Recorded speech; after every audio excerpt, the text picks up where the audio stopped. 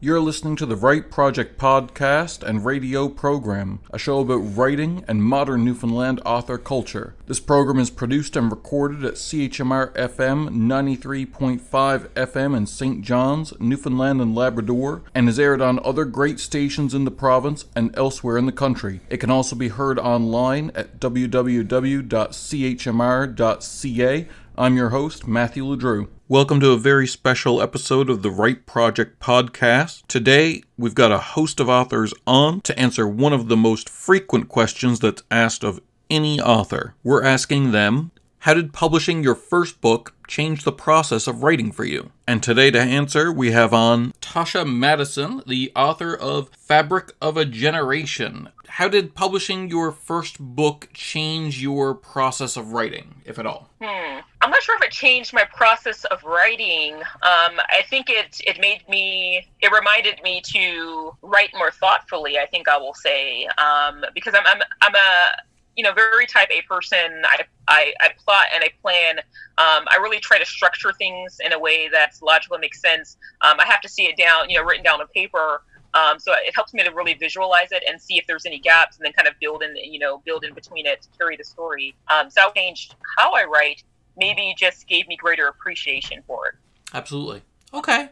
I'm a huge planner too, by the way. I tend to, in fact, I have to write it down on loose leaf, or rather in like an old school exercise book. I have to write it down, the plot. It can't be loose leaf. I can't type it on a computer. When I'm plotting out the book, it has to be by hand. I think, and that part of it too is just maybe because we were, experienced life before the advent of social media, before. There's that too. I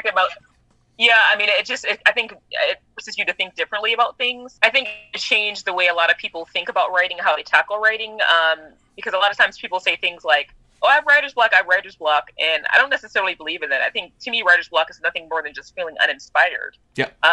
And so for me, when I'm feeling uninspired, that's usually what I do. I go to pen and paper, and 100% of the time, it re-inspires me. If I feel like, I'm staring at a blank screen on a laptop, and the words just aren't coming, I just don't know what's happening, I just get, words typed out, I pull out a sheet of paper, and I can always write something. I mean, even if it's poetry, I can always write something. And so I think it has to do with the way that, we tackle writing, just because of the changes throughout technology. So for me, I think how I tackle writing depends on, where I am. And I always keep pen and paper in my purse, if I'm out and about and I'm like, oh, I got a really great idea, I've got to write this down. And I'll scribble it down real quick. Sometimes even on napkins in restaurants, I'm like, oh my God, I just got this really amazing idea. Learned how to incorporate technology, just, out of necessity. But whenever I feel uninspired, pen and paper, and it works every time. Okay. Awesome. Thank you very much. Next we have B.C. Labelled, the Canadian independent author of the 10th Lunan Regiment series, a military sci-fi saga. He also writes an immersive dark fantasy series. His current titles include To Drown in Sand, Juris Lunans, To Drown in Ash, The Dog, Bone, and Upon a Wake of Flame. Did publishing your first book change your writing process in any way you're aware of? Yes, because it was so painful. I can't remember how many very last copies of uploads went into the algorithm. There had to be 90, and every single time I was like, okay, please God, let this be done, because I'm working on like 15 different projects that are on hold while I'm trying to find that semicolon that's on page 273 that shouldn't have been there in the first place. Yep. And so, I guess everybody starts this way. Everybody starts by doing it wrong. I don't think anybody starts with like, okay, I will do the thing that everybody says to do. So the difference between my first two novels, so my first novel was To Drown in Sand. The difference between that and To Drown in Ash, I wrote To Drown in Ash in half the time with way better structure, way better plotting, and way better understanding of what needed to be done, because I knew that by second or third draft, I was then going to send that off to somebody and pay them, and they were going to scrutinize it and make it better. Yeah. So I didn't waste my life trying to perfect my first draft. I literally didn't understand what rewriting was. I thought rewriting was major plot changes. It's not. It's scurrying around 300 pages trying to find every little dust bunny that you hate, and it will kill you. It will eat your soul. It will destroy your passion to build a novel. So, for the love of God, I had to learn to hire someone to do that for me so that I could keep writing. Oh yeah. And the other thing is, you won't find them yourself. Like, it's almost, I find it's impossible to find mistakes in my own work, even, like, hit your head against a wall, obvious ones. It just, Right. I just can't do it. But other people's stuff, like when I'm reading it for the classes, I can just know, okay, that sentence sounds wrong, that's a sentence place, that comma's in the wrong spot, all the stuff, like, and I used to think that I was just a crappy editor and that I couldn't do it. It's just, you can't do it with your own stuff. You cannot self-edit, and that is the hardest lesson, and that's what changed the most about my writing process. You cannot self-edit. Now, I had no money at all when I put the first novel together. So what I kept self-editing every single version of the story. And by the end of it, I was like, this was the first novel of a trilogy, and I hated it. I didn't want to see these characters again. I was so utterly fed up and sick of it. And so I ended up finding a friend who was like, look, I really enjoy this work of yours, and I know you're about to light it on fire, so just let me have it. And, you want to lock onto your outcomes. You want to make sure that your plotting is going to go the way it wants to go. So the thing I learned with my second novel that I didn't know about the first one is that you have to pull back a little bit and open the plotting to input from others. Because this is me in the dark at 5 a.m. grinding this thing out over a period of, 4 years. I don't care what anybody says about it. I don't want to have their input. Turns out that's the opposite of what I think is really, I'm going to say, professional writing. This idea of throwing the story to the gods and the winds and getting people to sort of scrutinize it and ask you, what if? Sometimes that input is garbage, but sometimes that input will improve the writing in ways you didn't even understand. So you have to be able to let it go, and you have to be able to present it to somebody else. So those are the two things that I learned the most from my first novel. Excellent. Thank you very much. Next we have Tracy Waddleton, who is from Trepassey, Newfoundland. She recently just put out a book through Breakwater Books called Send More Tourists, The Last Ones Were Delicious. Great. How did publishing your first book change your process of writing, if at all? Oh, I don't know if it changed the process. I mean, it's still a fairly new situation being published. It's only been like a month or so I'm still kind of adjusting to that. I think it introduces kind of a new little fear, perhaps. The idea that, people can just go buy your soul off of a bookshelf. Yep. It can be kind of daunting, and maybe that can interfere with your process. Now when I'm writing stuff down, there's something in the back of my head saying, people might read this. Yep. Whereas before, I didn't have that kind of pressure. It was more, I'm writing because this is what I do, and this is what I enjoy. And there was always sort of a hope that people would read it, whereas now it seems like a stark, strange reality.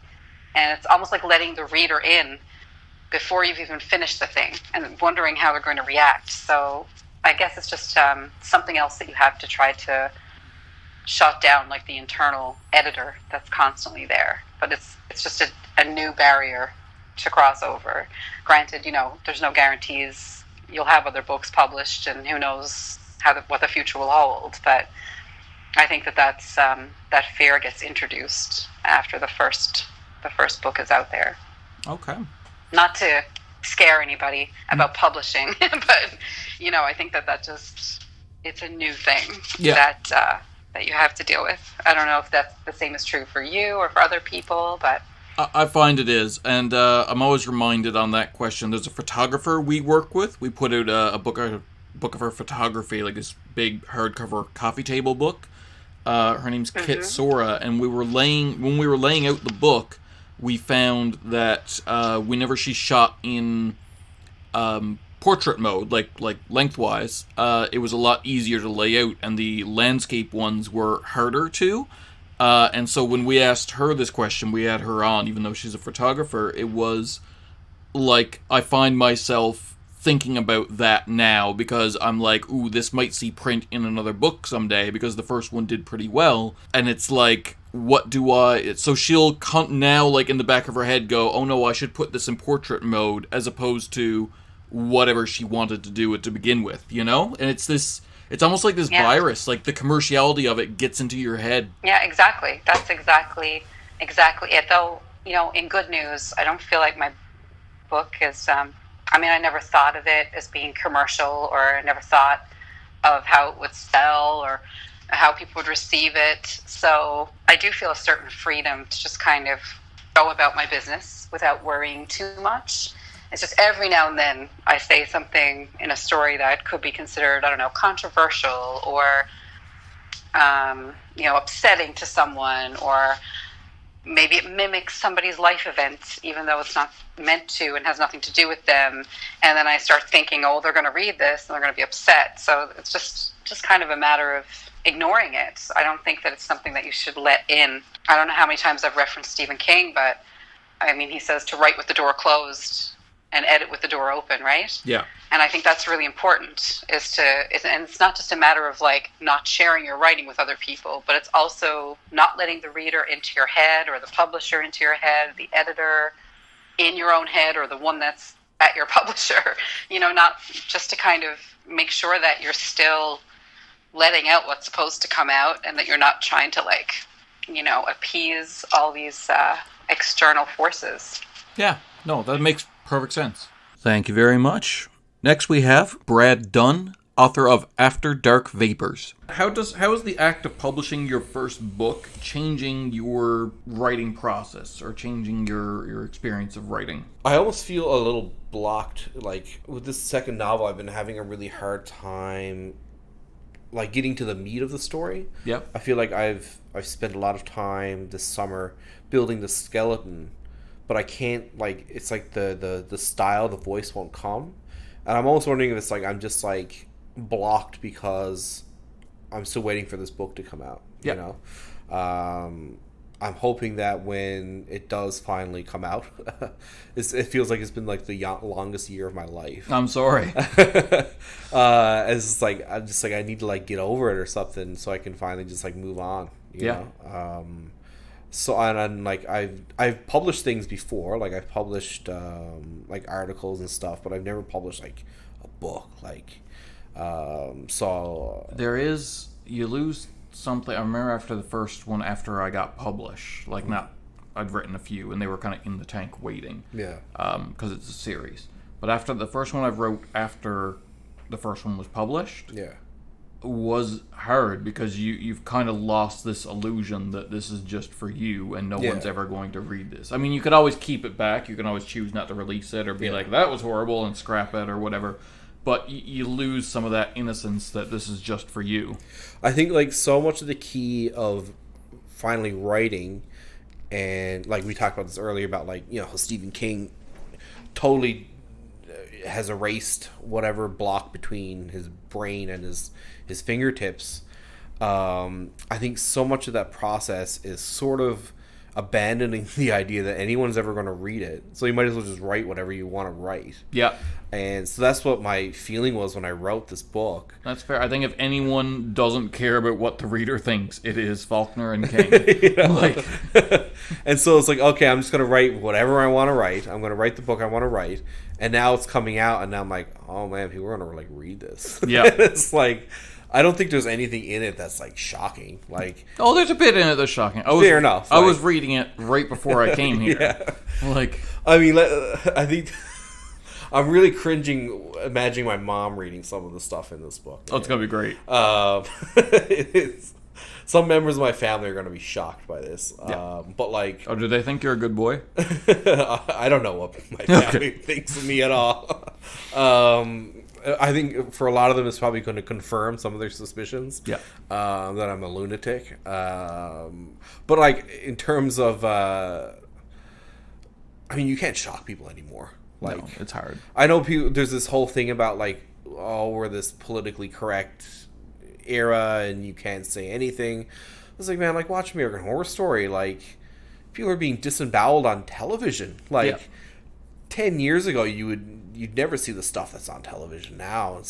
There's a certain logic to that where it's this weird, like, A, we go farther than we used to, and B, we don't go as far as we used to. It's a time slot thing. Like, past 10:30 at night, we go way farther than we ever could. Yeah. But, like, go back and watch All in the Family. And that aired in prime time, like 5 p.m. when people are sitting down to supper. Yeah. You could never air All in the Family now at that time slot. Yeah, it's funny how things shift. But I guess, like, what I mean in terms of, like violence. And, like, sex and violence and just, like, debauchery. It's,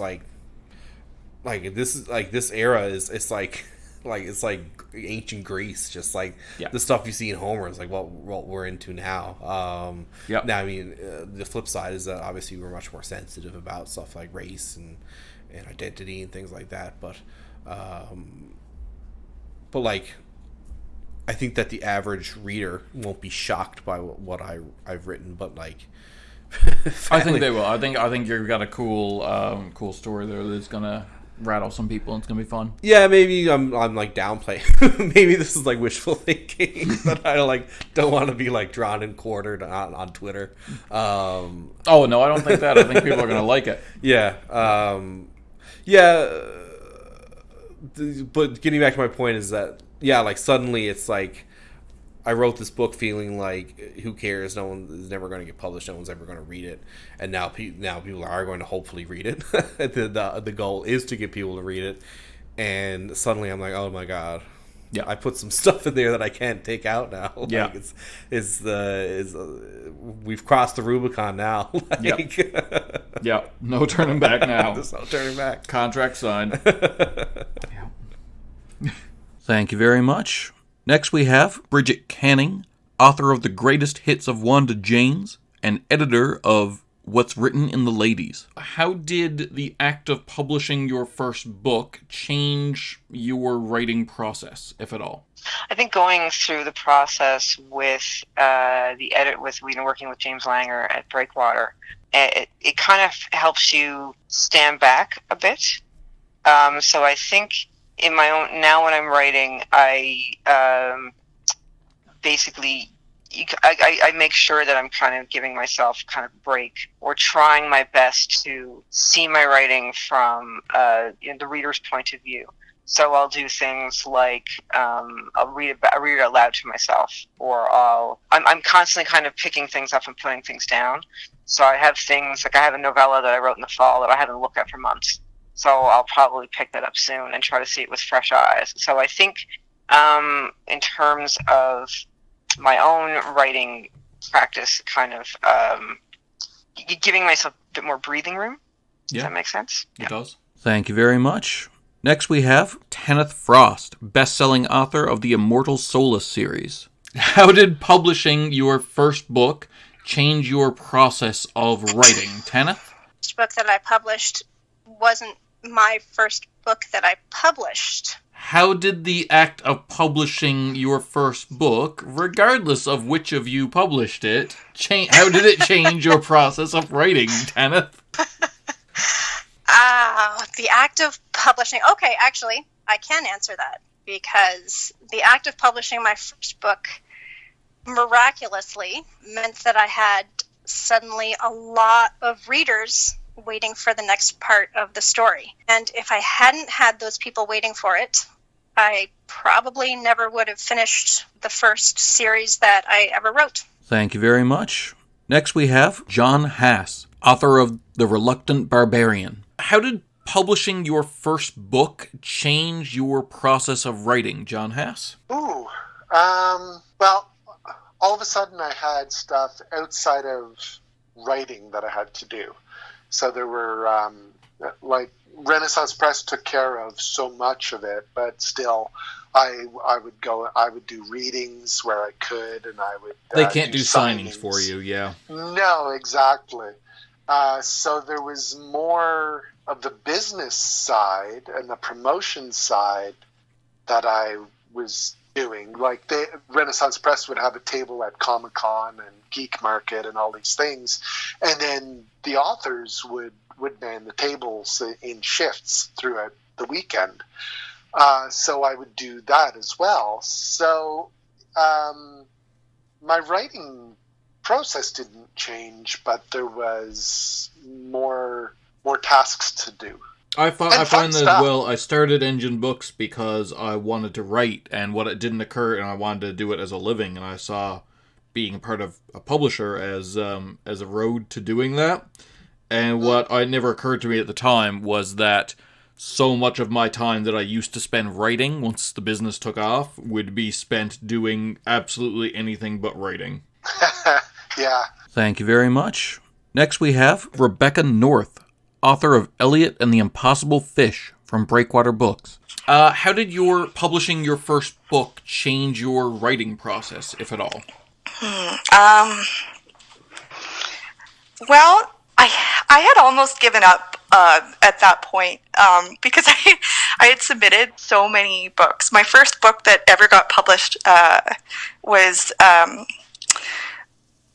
Picnic at the Lighthouse, and that was with Creative Book Publishing at the time, which has since been taken over by Breakwater Books. Adopted by Breakwater. Adopted, yes. Adopted by Breakwater Books, and so they. I remember getting that letter. It was like, I think it was the happiest moment of my life was having my two boys, but this happiest professional moment. Happiest professional moment of my life. So I think I gained a lot more confidence after that. It gave me the encouragement that I needed just to keep going and keep getting better and keep working at it. That's good. It's good to have validation from an outside source. Like your friends validate you early on, but one hopes. But it's good to have. It's something I'll never have. Thank you very much. Next we have Tie-On Collective author Susan McDonald. How did publishing your first book change your process of writing, if at all? Well, I think the thing that changed things the most for me was I had a superb editor and somebody who, in fact, the first book that I submitted to Breakwater, the editor didn't take, but she sent me a letter and she said, this book isn't publishable, it's not good enough, but I think you can write, and if you're interested, I'll give you some feedback. And I thought to myself, are you kidding me? Like, how soon can I be in your office? And I literally went down and spoke to her because it was lucky that I was in the same city. And she sat down with me and she went through the first chapter and with a red pen and said, these are the mistakes you're making. This is the problems that you're having. These are the issues with the plot. You need to pay more attention to this. Write me another book, and I'll look at it. And I thought, are you kidding? Yeah. Now, it took another year to write another book. But I learned so much from her, and I was so much a better writer. And and of course, I had a good editor for book number 2, and then I had a different editor for book number 3, and again, it was somebody who spent a lot of time going over and saying, these are your tics, and these are the mistakes you make, and did you think about doing this a bit differently, and how would doing that make a difference to the story and the readability of it? And again, I learned a ton. So I would have to say that as a writer, your best friend in the entire world is a good editor. I agree entirely. And my advice to almost anyone is listen to your editor. She's right. Absolutely. Yeah. No, but she doesn't realize. No. Listen to her. She's right. No, but she doesn't know that in the last chapter it's revealed that, no, what you don't get is, it doesn't matter. Listen to her. She's right. Yeah. No one's going to make it to the last chapter, because whatever problem she just picked up on is going to stop them dead at chapter 2. They're going to put it back down. Thank you very much. Next we have Candace Osmond, best-selling author of Dark Tides and Killer Me. Candace, how did publishing your first book change your process of writing? It's a good question. I've never really thought about it. My very first book that I wrote in my late teens took me about 4 years to actually finish it because I didn't know anything. I didn't even know how to properly use a comma. I still don't know how to properly use a comma. Does anybody know? Okay. But you know what I mean. Like, I didn't know how to properly format dialogue, separate it from narrative, that kind of thing. I sort of just read other books and mimicked how they formatted things. In the end, when I did publish it, I'm just very thankful that I didn't get a slew of bad reviews. I got lots of really good reviews. Yeah. But there were a couple people who approached me privately that just said, maybe just like brush up on your editing or maybe get an editor kind of thing.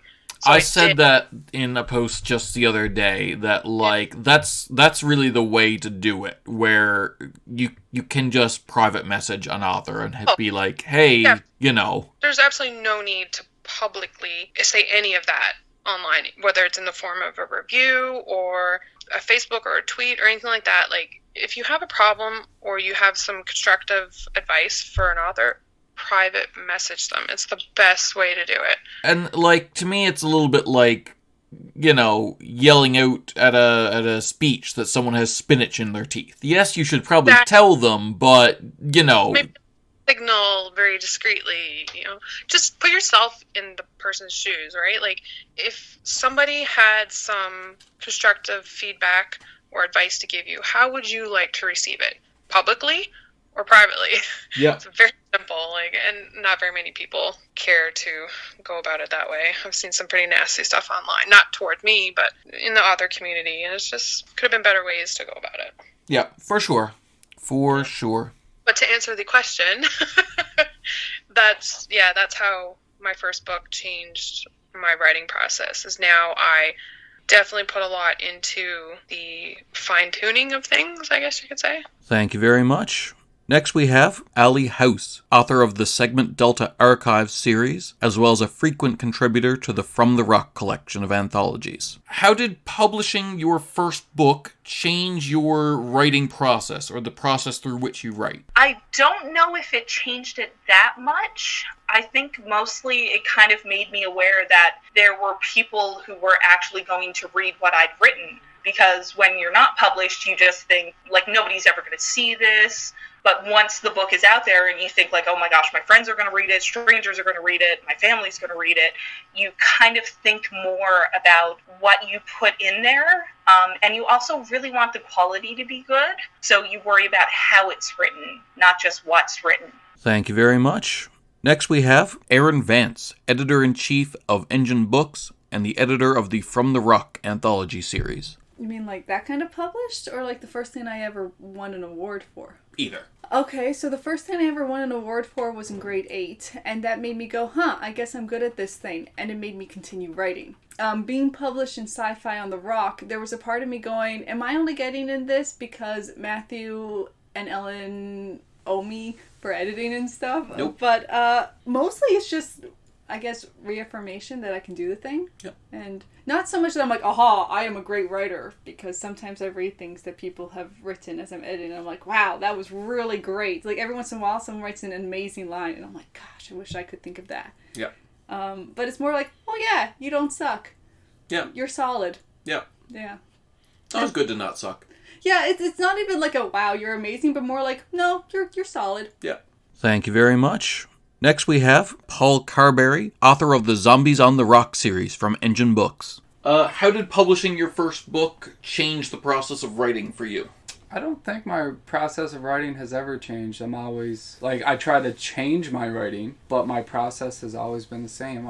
I usually pick a word count, and I set it pretty low so I know I'm going to make it. And every day I try to sit at the computer at the same time with a cup of coffee and maybe a game of baseball or a game of hockey on TV. Okay. So every now and then, if I feel like I'm getting frustrated, I just sit back and I take a little watch of TV. And baseball and hockey is something that you can kind of like, it can just be in the background. Right, yeah. So if they score a goal, obviously I'm going to look over. Yeah. But I don't have to watch everything that happens. But yet it's still background noise, which is nice to distract me from my own thoughts sometimes. Nice. Yeah.